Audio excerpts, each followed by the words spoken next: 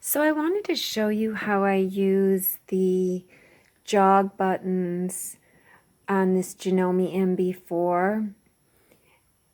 I use the jog buttons while I'm fast forwarding through a design. And Janome makes it really easy because you don't have to back out of any screens or anything, because these jog buttons and the fast forward and reverse buttons are on the bottom of this RCS unit. So they're not in the software screen.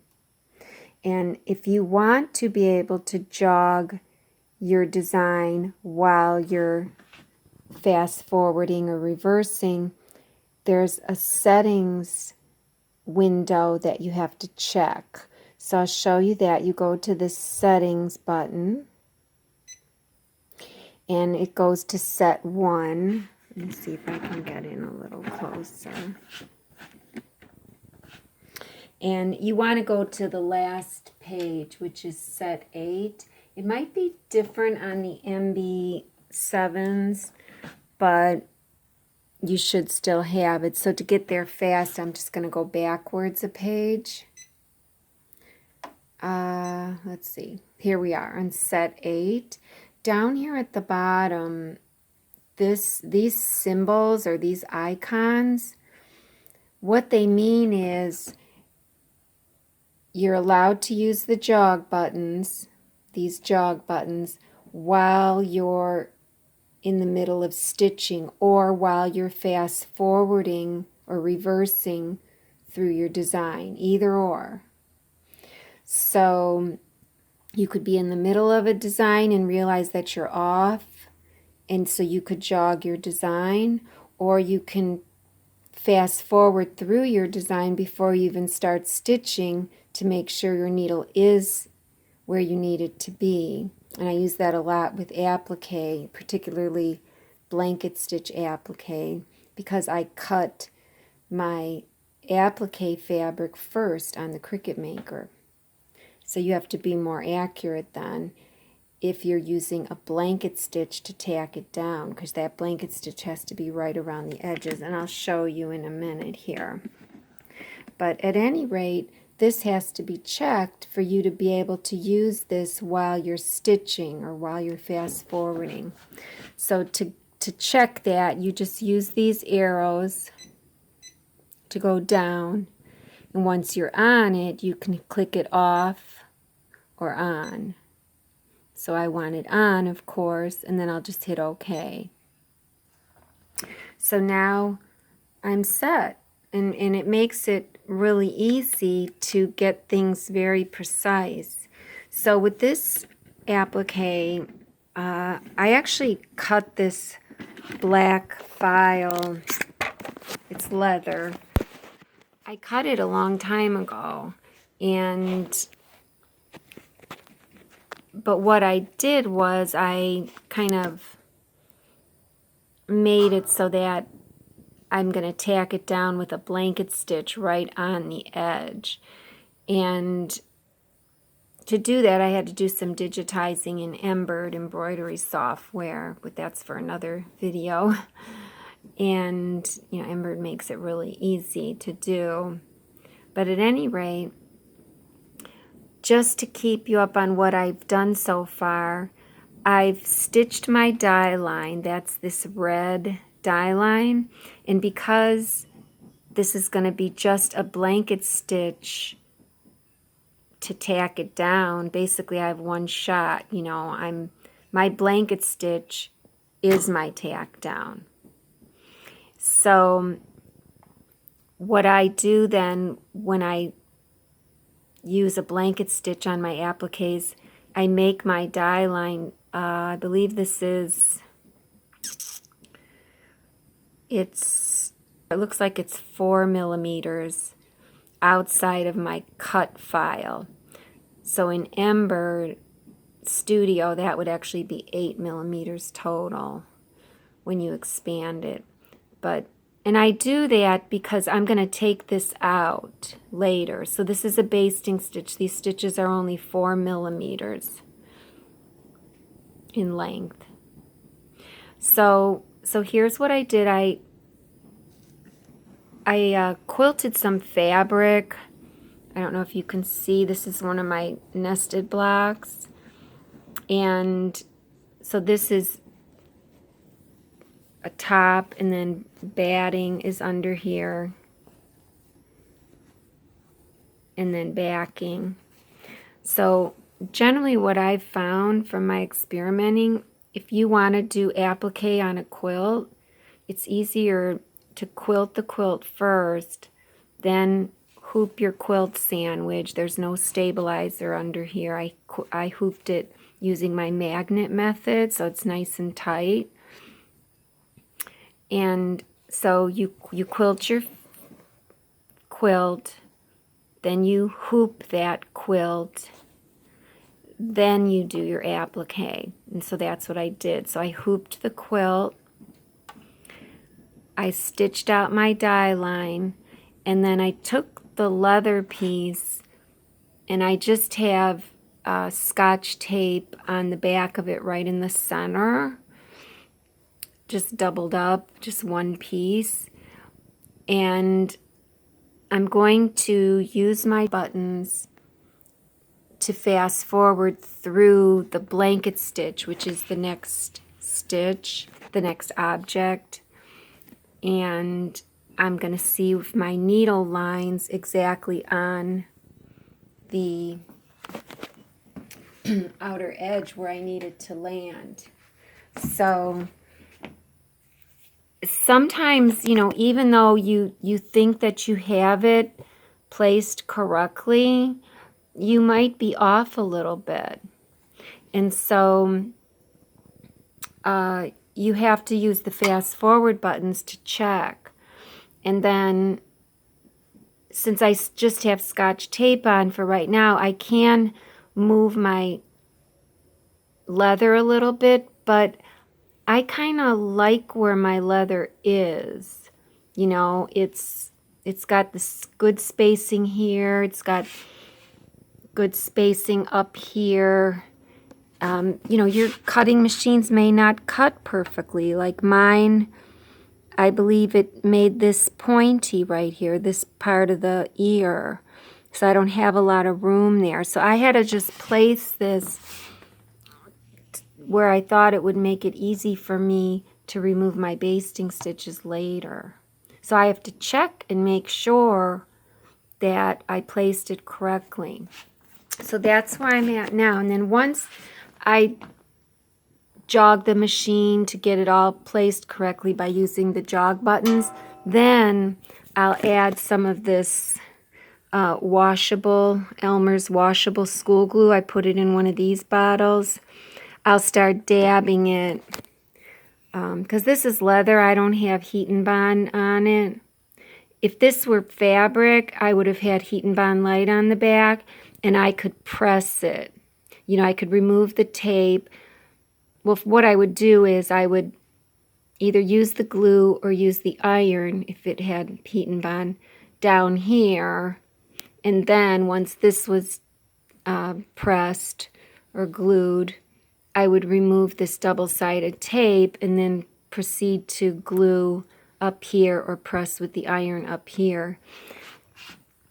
You could just press in the center, you know, skip the tape in the center and just hope for the best.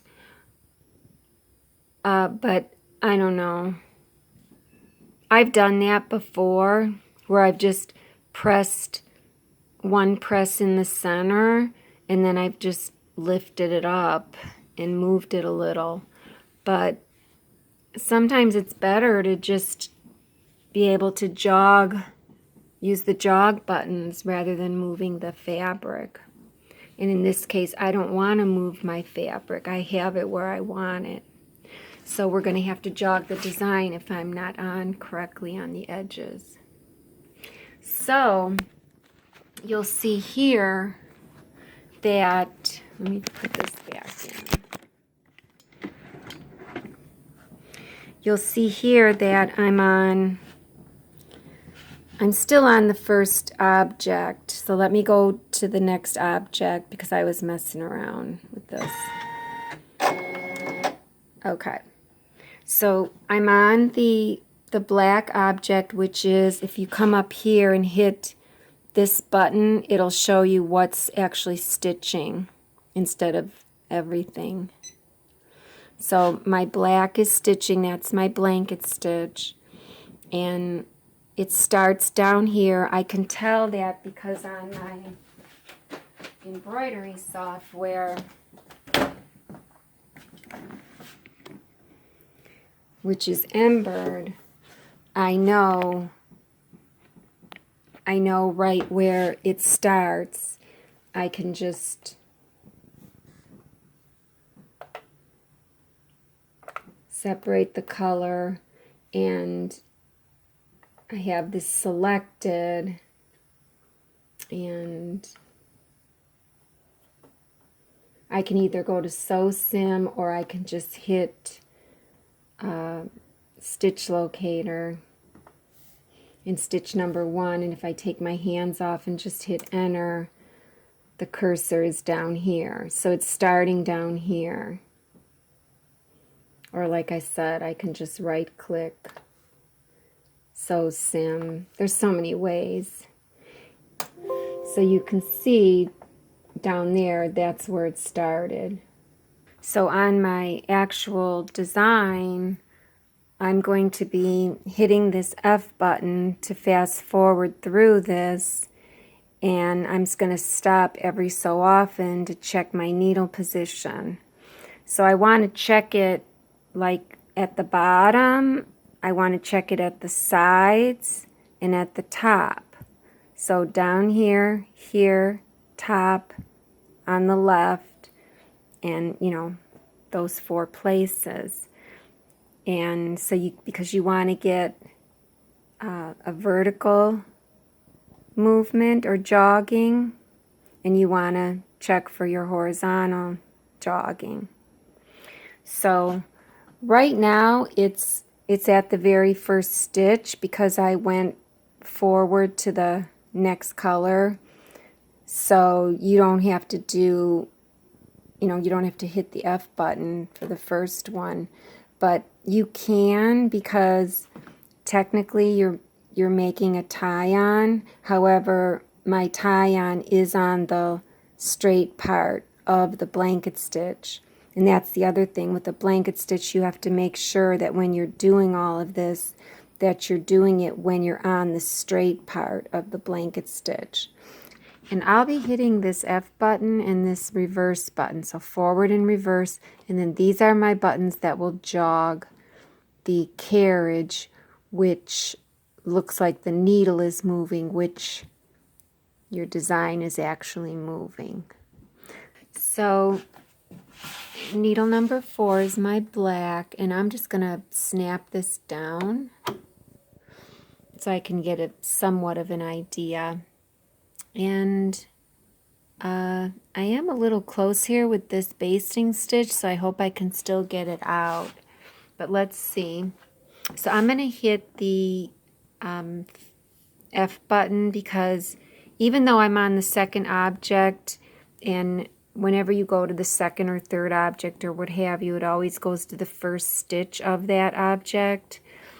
But the first couple stitches are my tie-on, so I'm going to fast forward like 4 stitches until I get through my tie-on.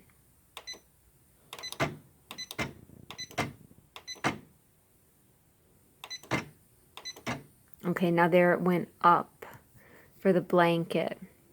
So I'm going to do a reverse just to get on the straight part of the blanket. And I'm going to take my hand wheel, and I'm going to use one of these shelf liners, and I'm going to go in the back here and dial this hand wheel here towards me. And as I'm doing that, I'm going to press this down here just to get the needle to go all the way down. So that's what I'll be doing. And incidentally, don't put your thread in the back of your machine like I did. I keep meaning to move that because I've read that some people, if their threads are loose, they'll get stuck up in the hand wheel and all into their machine here. So that's just a tip. Don't do what I do because I have to find another spot for that. But at any rate, so I'm going to go ahead and maybe I can get a better angle here. And I'm going to dial it towards me.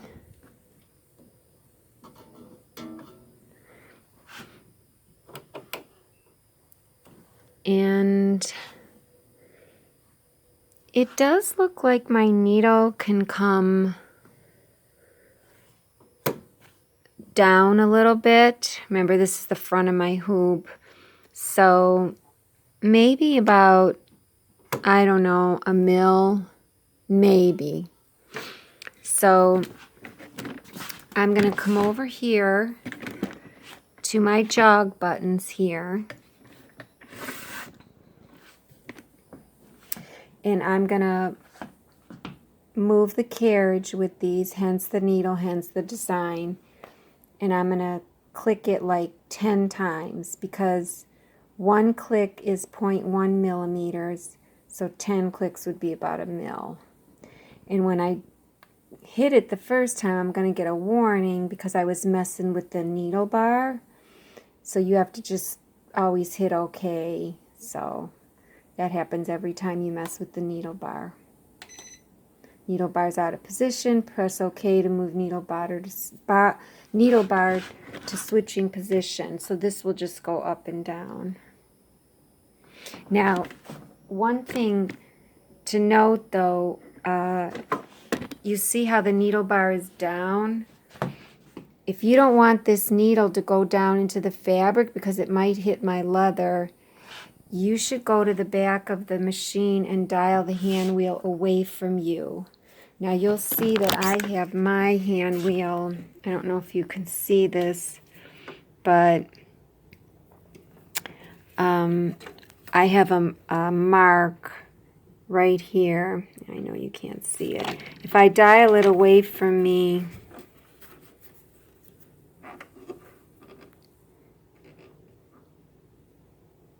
you see that black mark?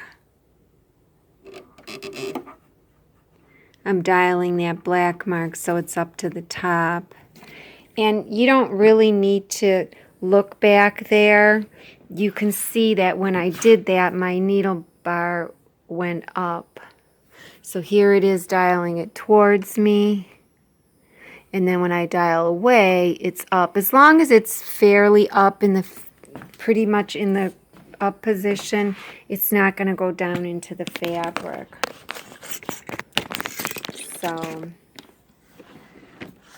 So when I hit OK, now I messed with the needle bar again, so when I try to move down, again, I'm going to get a warning, just so you know. Let me try to get everything in view. Okay. So I'll hit OK, and you'll see this move up and down. But the needle didn't go down and puncture my fabric. So now I'll move this down 10.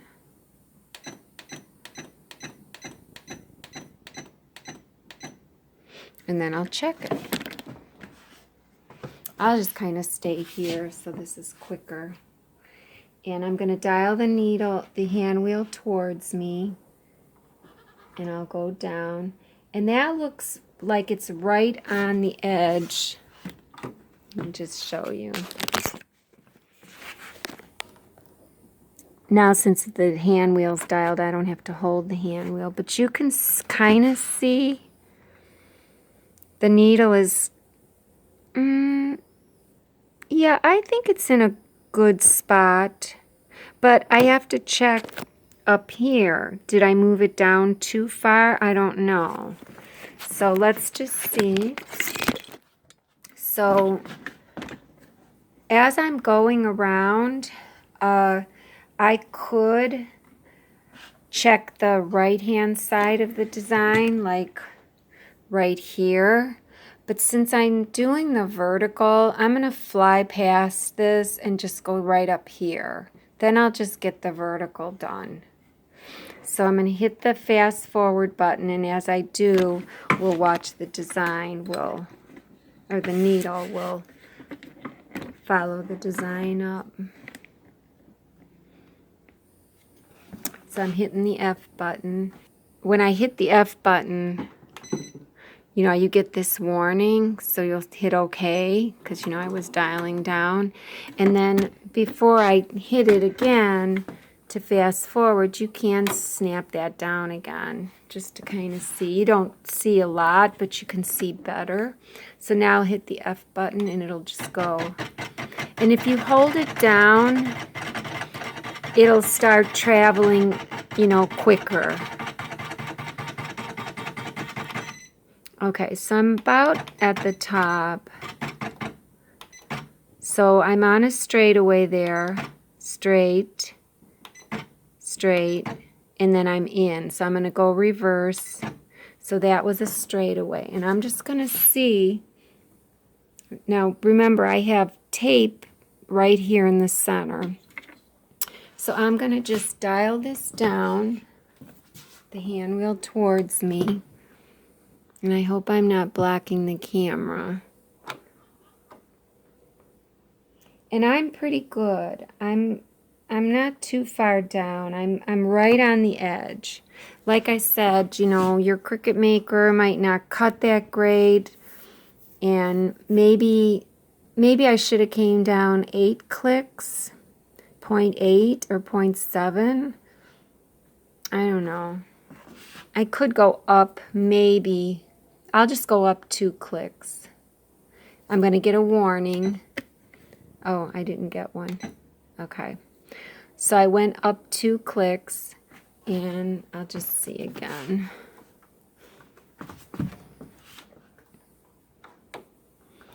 Okay, so I do have to dial my hand wheel. Probably because I dialed it back. Okay, so that's pretty good. I'll check this again later after I glue everything, but I think I'm good with my vertical, so that was 0.8 mils. Now I'm going to check the left and right. So I'm going to just go in reverse.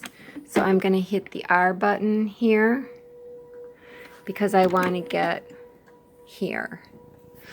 So I can click it down. Well, actually I can't click it down because I messed with the hand wheel. So I'm going to get a warning anyways when I go in reverse. I'm going to hit OK. My needle bar moved, and now I'll just click it down. And I'm going to hit reverse because I'm checking my left right now. Okay, so now I'm going to just hit it once, and I'm going to go forward. Okay, so it looks like I'm on a straightaway, so I'm going to check it.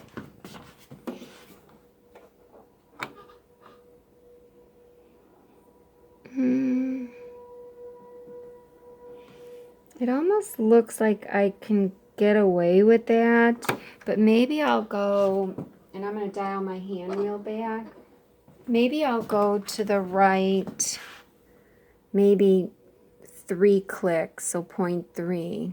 So I'm hitting this right arrow button to jog the design, 0.3 to the right. I'm getting my warning just so you know I'm hitting OK. Needle bar's moving, and I'm going to jog to the right 3 clicks. See, barely moved. And if I dial down, it's not going to let me, of course, because I hit the OK button, and so I have to do it with the hand wheel. So I'm right on the edge of my black. So now I'm going to check the left side. So since I messed with the needle bar again, I'm going to get a warning. So I'm going to fast forward so that I can get to the left side. okay. Okay, and I'll hit fast forward.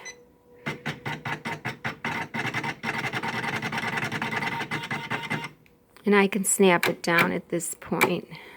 I'll keep hitting fast forward. See, when you snap it down, you don't get a warning. It's just when you mess with the hand wheel.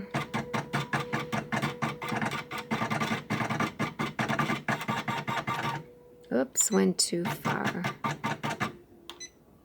I'm reversing. Okay. So I went in, and now I'm out. So I'm going to take my hand wheel and dial it towards me. And I'm right on. So just that little bit of movement was all I needed. Now, at this point, I want to start gluing it, because then if I mess it up after I glue it, then I'll just move the design a hair here or there. But I'm going to hold the center where the tape is, and I'm going to come underneath here, and I'm going to start gluing. You know, just like right in the center. And I've got my other hand underneath there. And I'll glue this.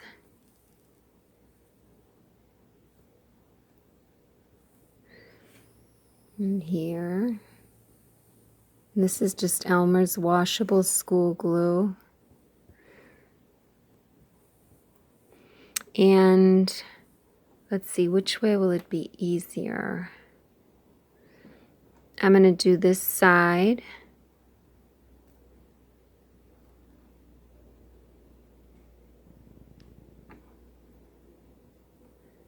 That's right on the needle plate, so it's easy to press down. And like I said, if you had Heat and Bond Light, you'd be using an iron just to press it down. And so now that I have this left side and the bottom pretty much done, I'm going to peel this back and I'm going to take that tape off. And I did move the design, darn it.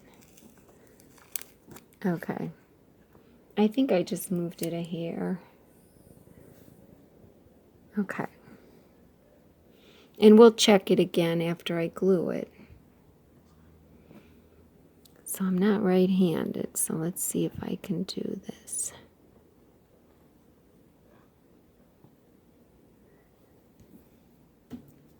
I'm going to put my hand underneath.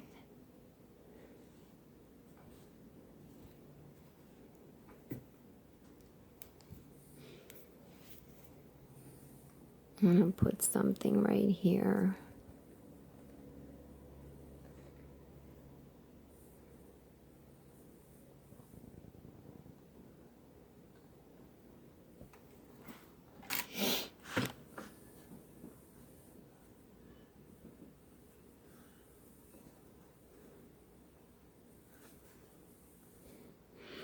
Okay, so now that that's pretty well glued down,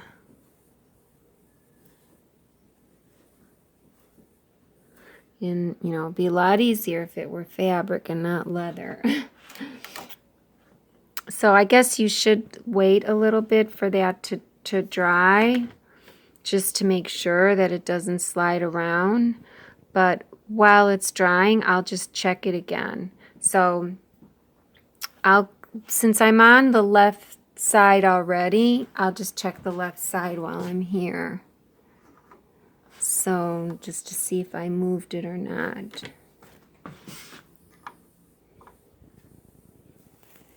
Oh, it almost stayed down for me. It almost looks like I should move it left, but you know, this could be a little pointy there, the way the Cricut maker cut it. So let me go backwards, and I'm going to get a warning. I'm going to hit reverse, hit OK. And now I can snap it down. And I'm going to check the left side. I don't know why I got a warning again. Okay.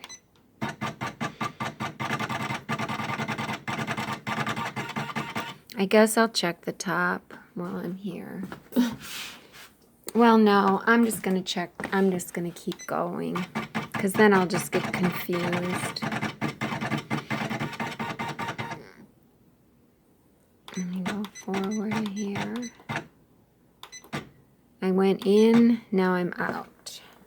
Okay. Oh, I don't have my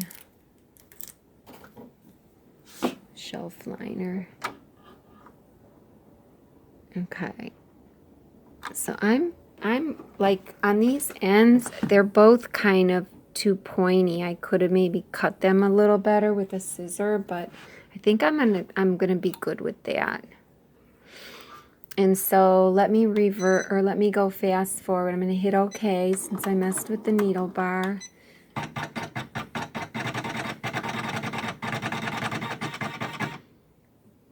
Okay, let me try it now.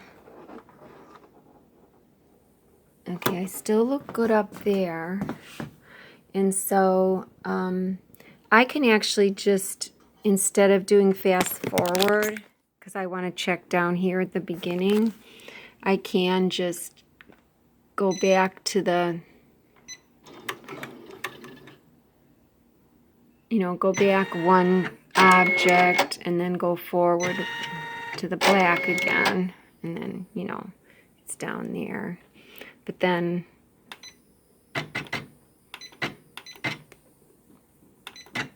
okay, up and back. Just wanted to get through my tie on there. So let me just check that. I know I might be in the camera here. But I think we're good. I don't think I really moved it. No, we're good. So I'm happy with that. So now, I didn't move it much because, I placed it pretty good, but I still had to check because with the blanket stitch, that's cut like this, you only get one chance. So I want to go back in my thread color now again because I want to start at the beginning of the black. So I'm just going to go backwards and then forwards. Okay, I'm going to raise my tension up to like 7. I know that's kind of tight, but it's got to penetrate through leather. And, I'm going to grab my wooden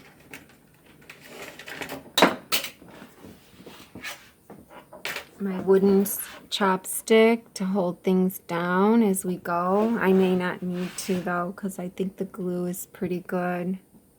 I could pull up my bobbin thread since this is a quilt, and sometimes I start like out here with these kind of projects where it's quilted and I want the back to look nice, but I'm going to wing it and try and see if I can get a clean tie on by just pulling up the bobbin thread. So to pull up the bobbin thread, you hit the start button once, and for me I have it set to get that warning up on the screen where it says machine starts to run, and then I hit it again. But so I'll hit it once and it says machine starts to run, and now I just hit it 2 times real fast so that it'll do needle down, needle up, and stop. Oh, it actually, instead of doing that, it jogged the take up lever up here since I was messing with it. So we have to do that again. So I'll hit start once. I get my warning, machine starts to run. This warning. That's in your settings. You can get that to show. I always have it show. So, and well, I'm holding the thread here, and I've just got my finger on the hoop here with the thread. And I'll hit this 2 times fast so that it does needle up, needle down, needle up, and stop. Okay, and I pulled my bobbin thread there. And my tweezers are way over there, so I'm going to use my finger. Okay, so I've got the bobbin and the top. And again, now I know my design is going to the right, so I'm going to hold my threads off to the right here, and I'm just going to hold them on the hoop here, and I'm going to try and I'm actually going to pull back the lever and go farther, because sometimes it's easier if you're closer to the, you know, if I'm closer here to the fabric and I've got my finger down. Sometimes I just go and put it up in the spring and it works fine, but I'm going to just try it this way. I always change it up. So I have it there, and now I'm going to hit start. I get my warning and then just and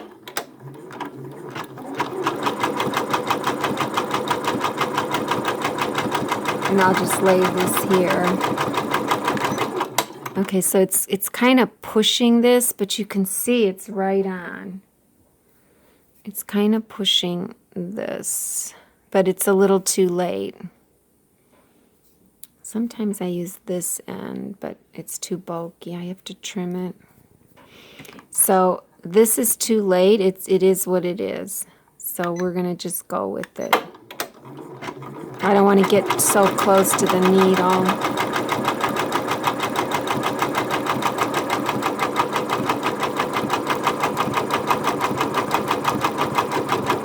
Okay, it's getting it.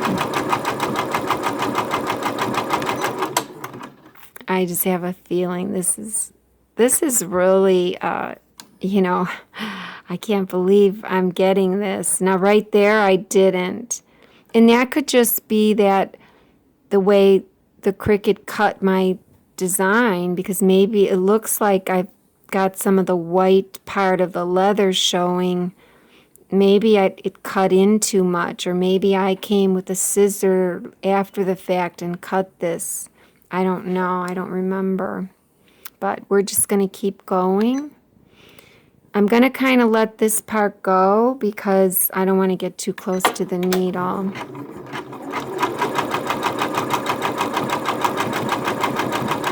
And hopefully I'll be able to get those red basting stitches out. So I mean, I'm pretty much home free. If it did all this right on, it's going to probably do everything right on. And this is pretty much stuck down. I'm just lightly holding it.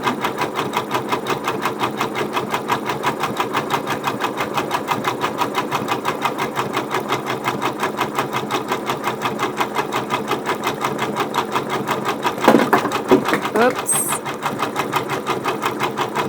Something dropped. One of my threads.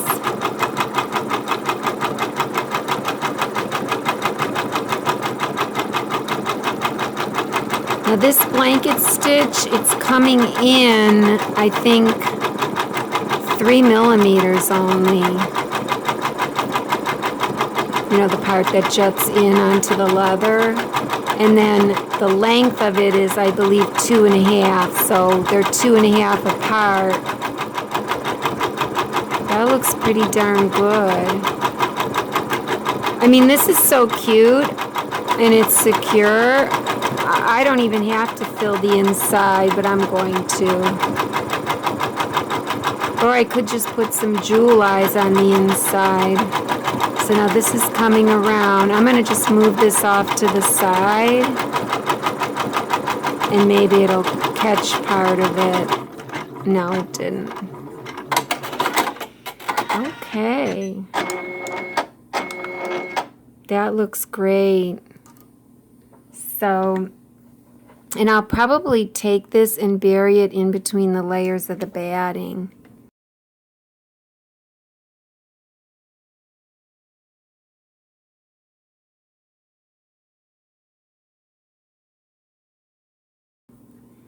So I'm just going to pull this out so you can see it.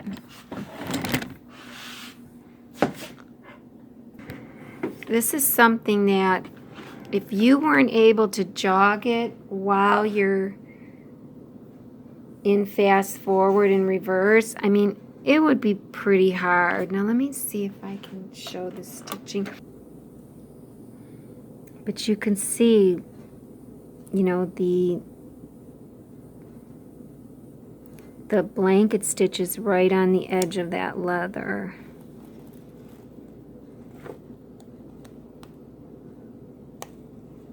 I mean, it's right on the edge.